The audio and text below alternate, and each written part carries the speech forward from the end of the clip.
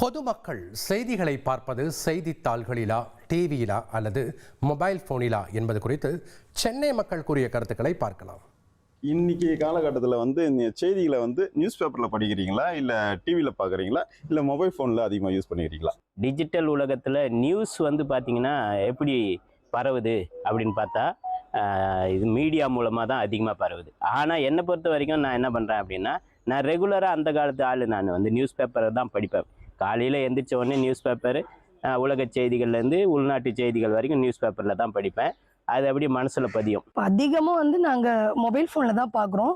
ரேராக நியூஸ் பேப்பரை போய் தேடி நாங்கள் பார்க்கறது உண்டு.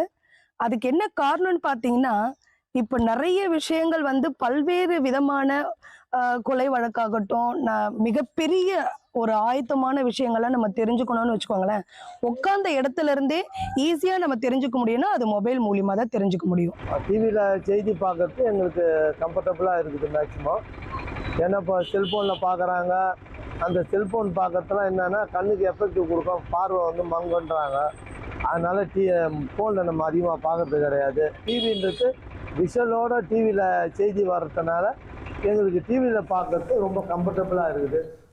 செய்திகளை பார்ப்பது நியூஸ் பேப்பரிலா, டிவியிலா அல்லது மொபைல் போனிலா ஏன் என கேட்கப்பட்ட கேள்விக்கு மக்கள் அளித்த பதில்களை பார்த்தோம்.